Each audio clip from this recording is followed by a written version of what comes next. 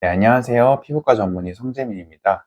저도 벌써 나이가 30대 후반에 접어들었는데요. 아주 감사하게도 진료실에서 뵙는 분들께서 저에게 동안이다, 피부가 좋다 등의 말씀을 많이 해주시는 것 같습니다. 그러면서 원장님 받으시는 관리가 뭐냐면 본인도 똑같은 걸 받으시겠다고 말씀해 주시는 분들이 실제로 가끔 있으셔서 이번 영상에서는 제가 어떤 관리를 받는지 이 얼굴 부위별로 고민별로 나누어서 공개를 해드리겠습니다. 자, 우선 첫 번째, 저는 이전 영상에서도 말씀드렸는데요. 원래 심한 여드름 피부였습니다. 이게 대학생 때 사진인데 대학생 때까지도 이렇게 여드름이 없어지지 않아서 굉장히 고생했었는데요. 유전적으로 크고 발달한 피지샘에서 지속적으로 깊은 여드름이 발생했기 때문에 저는 이 부분을 아그네스라는 피지샘 파괴술로 극복했습니다. 이 아그네스란 바늘 고주파 치료인데요. 이 그림과 같이 바늘을 피지샘 깊이까지 정확하게 찔러준 다음에 전류를 흘려서 열을 이용해 피지샘을 부셔주는 시술입니다.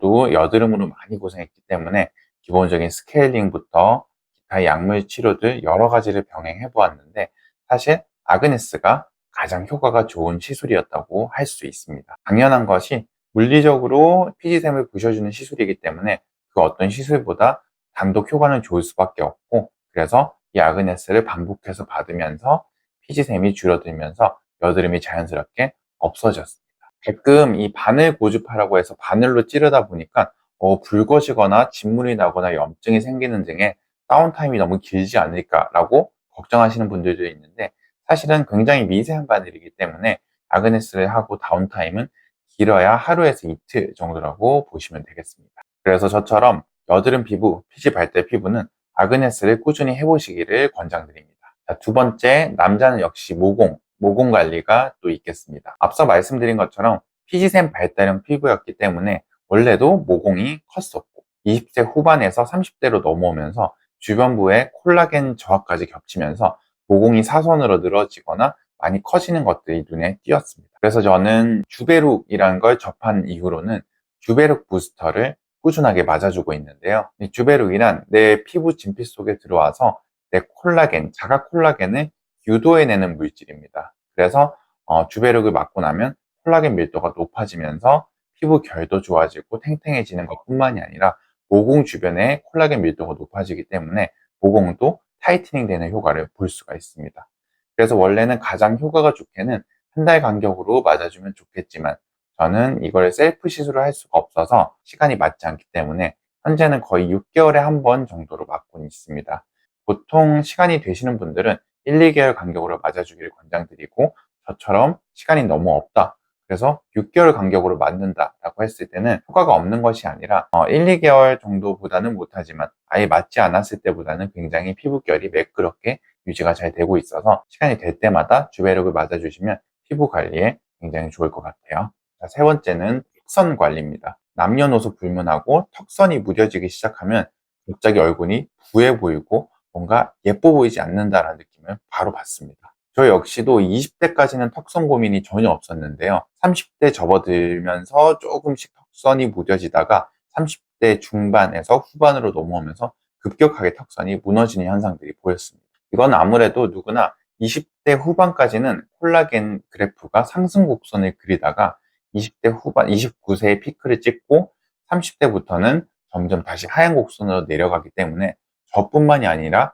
어떤 분들이라도 30대부터는 미세하게 또는 심하게 처짐을 느끼실 수가 있어요. 자, 그래서 저는 이런 부분을 어떻게 관리하냐면 울세라, 여기 있는 이 울세라라는 스마스층을 조여주는 시술과 함께 제 우측에 있는 레비나스라는 근막을 풀어주고 림프 순환을 도와주는 두 가지 시술을 병행하면서 관리하고 있습니다. 이 울세라 같은 경우는 보통 6개월 간격으로 받아주고 있고요. 이 레비나스 같은 경우는 한 달 간격으로 받아주고 있습니다. 이 두 시술이 라인 관리에 되게 좋은 이유는 울세라 같은 경우는 워낙 유명해서 제가 따로 말씀드릴 필요도 없지만 불필요한 지방들을 살짝 태워주면서 동시에 얕은 근육막인 스마스층을 열을 가해서 조여주고 당겨줄 수 있는 그런 시술입니다. 두 번째로 이 레비나스 같은 경우는 울세라가 들어가는 깊이보다 훨씬 더 깊이 침투합니다. 그래서 뼈 바로 위쪽에 깊은 근막과 그 주변에 있는 림프 조직, 림프 순환계에 좋은 영향을 미칩니다. 그래서 우리가 순환이 개선되면 노폐물 순환이 빨라지기 때문에 얼굴이 맑아지고 투명해지는 효과도 볼 수 있고, 그뿐만이 아니라 우리가 피부 속에 굳어있던 근막들이 풀어줌으로써 굳어있던 부분들이 풀리면서 자연스럽게 내 본연의 예쁜 얼굴형으로 바뀌는 효과를 볼 수가 있습니다.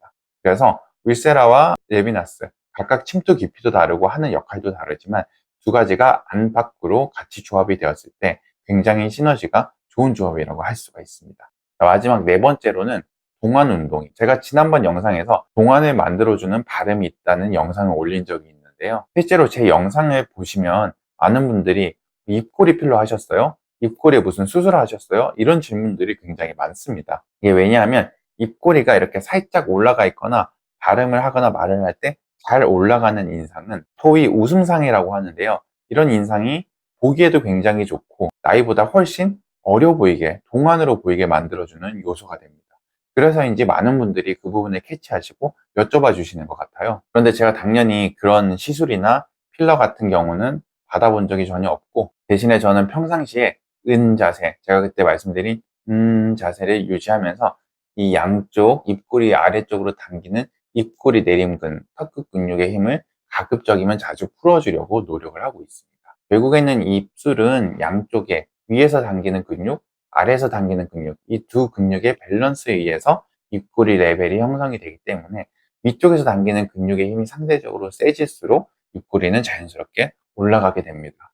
그래서 우리가 평상시에 입을 이렇게 다무는 습관들, 또는 입을 일자로 그냥 꾹 다무는 습관들로 인해서 아래쪽 근육 힘이 세지면 세질수록 아래쪽 밸런스가 더 커지고, 그러니까 결국에는 입꼬리가 점점 내려가게 되는 것이죠. 이렇게 입 근육을 항상 풀어주시면서 입꼬리 밸런스가 위쪽으로 올라갈 수 있도록 노력해 주시면은 그것만으로도 수년은 젊어 보이실 수가 있습니다. 네, 오늘은 이렇게 제가 자기 관리를 위해서 받고 있는 찐 관리들에 대해서 알아봤고요. 저는 아무래도 이 시술 접근이 쉽고 시술들에 대한 이해도가 가장 높은 직군의 사람이기 때문에 저한테 필요한 부분들, 시술들을 여러 가지를 조합해서 이것저것 치료를 받고 있지만, 사실은 피부과 시술에 익숙하지 않으시거나 한 번도 받아보시지 않으신 분들에게는 이 많은 시술들을 한 번에 말씀을 드리면 굉장히 당황스럽고 버거우실 수가 있습니다.